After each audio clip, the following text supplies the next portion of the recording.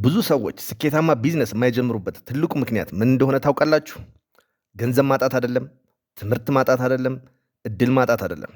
ምክንያቱ ቀላል ነው፣ ጣጣው ግን ዘላቂ ነው። ትልቁ ችግር የተግባር ሰው አለመሆን ነው። በየቀኑ በሚሊዮኖች የሚቆጠሩ ሰዎች የቢዝነስ ሀሳብ አላቸው።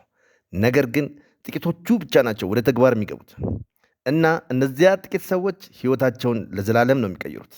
እስቲ በቅነት ልጠይቃችሁ፣ ስንት ጊዜ ነው ቢዝነስ መጀመር እፈልጋለሁ፣ በጣም ጥሩ የቢዝነስ ሀሳብ አለኝ፣ አንድ ቀን የራሴ አለቃ እሆናለሁ ብለህ ራስን የጠየቀው? ነገር ግን ወራት ያልፋሉ፣ ዓመታት ይተካሉ፣ ቢዝነስ ግን ፈጽሞ አይጀመርም።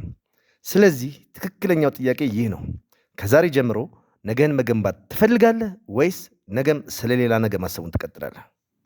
በቢዝነስ ዓለም ውስጥ ትልቁ ችግር ግን ብዙዎችን የሚጥል ችግር ግን ይሄ ነው። ሁሉ ነገር እስኪሟላ ይጠብቃሉ። እንዲህ ብለው ያስባሉ፣ መነሻ ካፒታል ያስፈልገኛል፣ ተጨማሪ ካፒታል ያስፈልገኛል፣ ከዚህ የተሻለ ሀሳብ ያስፈልገኛል፣ ተጨማሪ ልምድ ያስፈልገኛል፣ ትክክለኛ አጋር ያስፈልገኛል እያሉ የተመቻቸ ጊዜ ሲጠብቁ ከነሱ ያነሰ እውቀት፣ ያነሰ ገንዘብና ያነሰ ልምድ ያለው ሌላ ሰው ግን ያንን ተመሳሳይ የቢዝነስ ሀሳብ ይጀምራል። እናም ስኬታማ ይሆናል።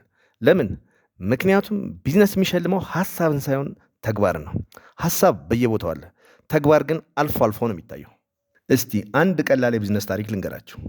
ሁለት ጓደኛሞች በኦንላይን ምርት መሸጥ ፈለጉ። ሁለቱም ተመሳሳይ ሀሳብ ነበራቸው። የመጀመሪያው ጓደኛ እንዲህ አለ፣ ገበያውን በደንብ ማጥናት አለብኝ፣ ፍጹምና አሪፍ የሆነ ድረገጽ ያስፈልገኛል፣ ለየት ያለ አርማ ወይም ሎጎ ማዘጋጀት አለብኝ። እንደዚህ እያለ ማቀዱን ቀጠለ። ሳምንታት አለፉ፣ ወራት ተተኩ። አሁንም እያቀደ ነው። ሁለተኛው ጓደኛ ግን የተለየ ውሳኔ አደረገ።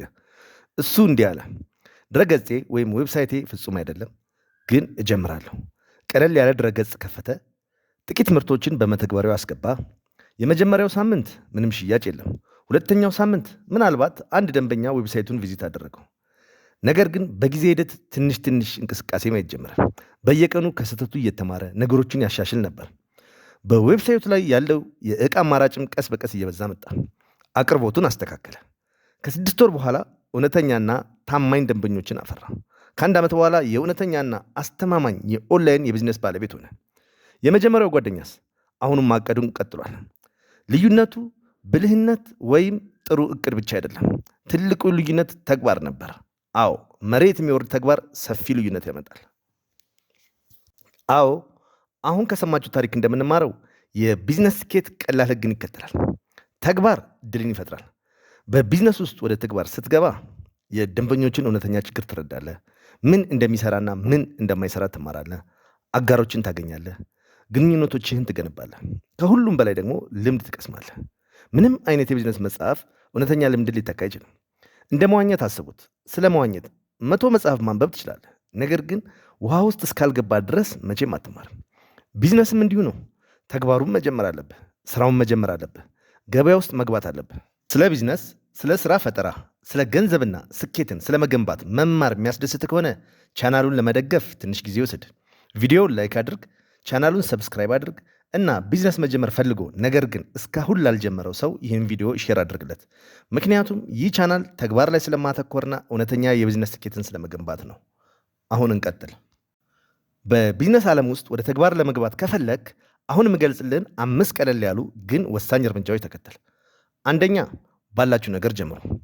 ቢዝነስ ለመጀመር በሚሊዮኖች አያስፈልግም። ብዙ ቢዝነሶች የተጀመሩት በስልክ ላፕቶፕ እና ችግር ፈቺ በሆነ ቀለል ያለ ሀሳብ ነው። ባላችሁበት ቦታ ባላችሁ ነገር ጀምሩ። ሁለተኛ፣ ሀሳብን በፍጥነት ሞክረው። ለዓመታት ከማቀድ ይልቅ የቢዝነስ ሀሳብን በፍጥነት ፈትነው። አንድ ምርት ሽጥ፣ አንድ አገልግሎት ስጥ፣ ከእውነተኛ ደንበኞች ጋር ተነጋገር። ገበያው ከእቅድ በበለጠ ፍጥነት ያስተምራል። ሶስተኛ፣ እየሰራ ተማር። ብዙ ሰዎች ከመጀመራቸው በፊት መማር እንዳለባቸው ያስባሉ። ነገር ግን በቢዝነስ ውስጥ እውነታው የተለየ ነው። መማር የሚከሰተው ስራ ላይ እያሉ ነው። እያንዳንዱ የደንበኛ ግንኙነት የሆነ ነገር ያስተምርሃል። አራተኛ፣ ውድቀትን እንደ መልካም አስተማሪ ውሰደው። እያንዳንዱ የቢዝነስ ሀሳብ ወዲያውኑ ስኬታማ አይሆንም። ነገር ግን እያንዳንዱ ሙከራ ጠቃሚ ነገር ያስተምርሃል። በቢዝነስ ውስጥ ውድቀት መጨረሻ አይደለም። ውድቀት መረጃ ነው። ውድቀት መስፈንጠሪያ ነው። አምስተኛ፣ በየቀኑ የቢዝነስ ስራ ስሩ።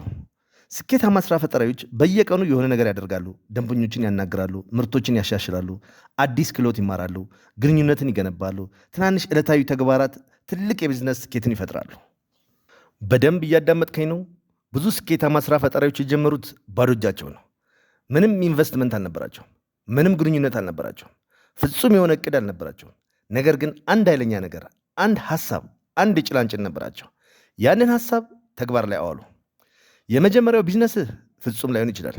የመጀመሪያው ሐሳብህ ሊወድቅ ይችላል። የመጀመሪያው ሙከራ ትንሽ ሊሆን ይችላል። ነገር ግን ያ የመጀመሪያ ተግባር፣ ያ የመጀመሪያ ሙከራ ለትላልቅ ዕድሎች በሩን ይከፍትልሃል። በቢዝነስ ውስጥ ትልቁ ስህተት አለማሳካት ሳይሆን ፈጽሞ አለመጀመር ነው። ውድ ተመልካቾቼ፣ ወደ ማጠቃላይ ሐሳብ ስገባ ከ5 ዓመት በኋላ ያለውን ሕይወትን እንድታስብና እንድትወስን አማራጭ እያስቀመጥኩልህ ነው። አንደኛ አማራጭ፣ አሁንም ስለ ቢዝነስ ማሰብን ብቻ ከሆነ የምትቀጥለው፣ ጥሩ ጊዜ፣ ጥሩ ካፒታል፣ ጥሩ አጋር እስኪመጣ ብቻ ከሆነ የምትጠብቀው፣ የዛሬ 5 ዓመትም ተመሳሳይ ነገር እያሰብክ ነው የምትገኘው። በነገራችን ላይ ጥሩ የቢዝነስ ሐሳብ ኖሯችሁ ወደ ተግባር የሚቀየር ቢዝነስ ፕሮፖዛል ከፈለጋችሁ ከፕሮፖዛል እስከ ትግበራ አግዛችኋለሁ። ባዮ ላይ ባለው አድራሻ መልእክት ላኩልኝ። ሁለተኛ አማራጭ፣ ሐሳብን ወደ ተግባር ለማውረድ አንድ እርምጃ ዛሬ ከጀመርክ፣ ዛሬ አንድ ምርት ከጀመርክ፣ አንድ አገልግሎት መስጠት ከጀመርክ፣ በየቀኑ በምርትህና በአገልግሎቱ ላይ ትንሽ ትንሽ መሻሻልን ሳታቋርጥ የምታከናውን ከሆነ እመነኝ ወዳጄ፣ የዛሬ 5 ዓመት በተሰማራህበት ዘርፍ ላይ ትርፋማ ብቻ ሳትሆን ገበያውን እየመራህ ትገኛለህ። ውድ የሚኪ ቢዝነስ ቻናል ተከታታዮች፣ የዛሬ 5 ዓመት ታቀደም አልታቀደም መድረሱ ስለማይቀር የተግባር ሰው ሆናችሁ የምታስቡትን ስራ ትልቅ ደረጃ ደርሳችሁ ለመገናኘት ያብቃን። መልካም ጊዜ ለሁላችሁ።